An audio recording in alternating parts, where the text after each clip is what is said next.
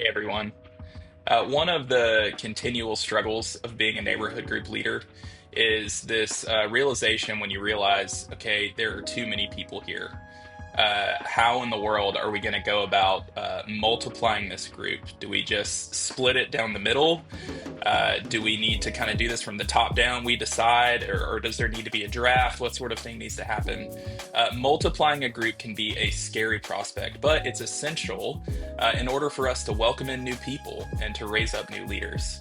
And so, in order to help us think about multiplication, I wanted to enlist the help of a couple veteran neighborhood group leaders in our midst, and they're just going to share a little bit about their experience with multiplication. Fall, and we just multiplied this spring. This is the fourth or fifth multiplication I've been through over a number of years. Went through a few with Downtown Pres, and then now with Resurrection. What's hard about that? I think the hardest part of multiplying is just losing the time with people that you have developed relationships with over the years. You don't see them anymore on a weekly basis the way you used to.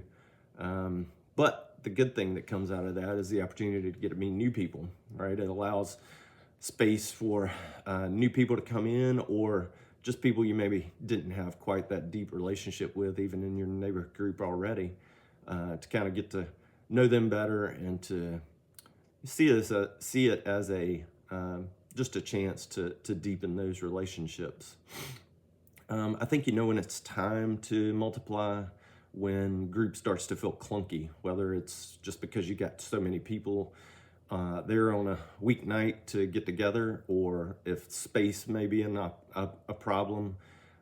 I think it's pretty obvious whenever you feel like it's a little clunky and you're not able to get to talk to everyone in the group, because the point of a neighborhood group is to be able to build those relationships and deepen those relationships with individuals. And so if you're not able to do that, I think it's a great chance to say, you know what, we maybe need to multiply and kind of shrink this down so that we can really dive in with each other. So hope that helps. Don't be intimidated. It's not the end of the world if your neighborhood group multiplies, and it's just really a great opportunity to grow in other areas. Hey, I'm Katie Thompson, and I wanted to share with you one of the hardest things about being a neighborhood group leader.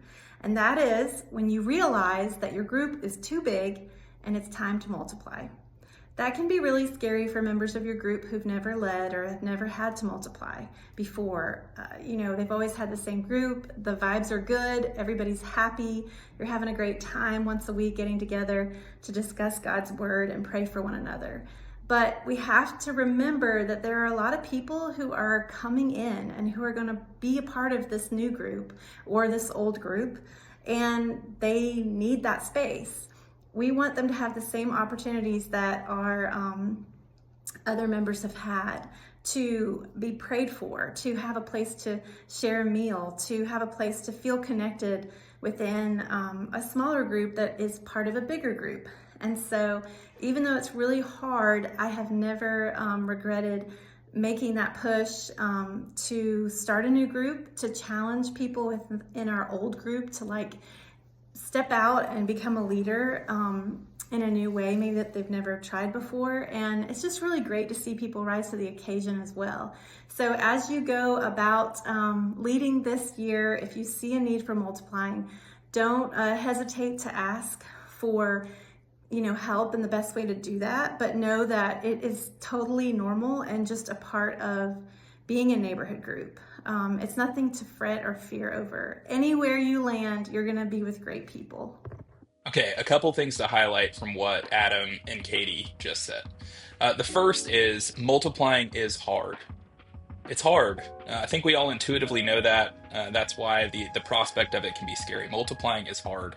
Second, there are signs when it's time to multiply. You might notice the space that you're hosting in feeling way too small. You might not be able to talk to everyone there. Third, multiplying creates space for new people.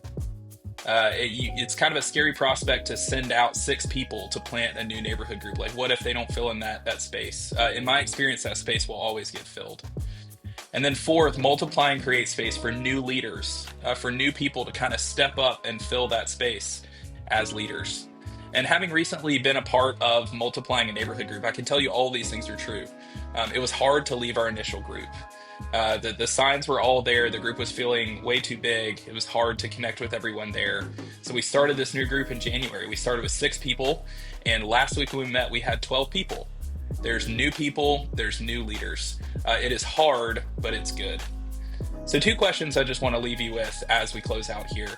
The first is, are you noticing any of these signs that it might be time to multiply? And the second, are there any people in your group that you think really should be leading a neighborhood group? As you consider these questions, I would love to be a conversation partner for you. Feel free to email me, text me, call me. I'd love to get lunch and talk about it. Multiplication can be a scary thing, but I think it's absolutely necessary if we want to continue to grow as a church. Thank you so much for the work that you're doing as neighborhood group leaders. I know this is all volunteer. None of you are getting paid. So thank you so much for the work that you're doing. I just want to encourage you, your labor is not in vain. God is building his church through what you're doing week in and week out.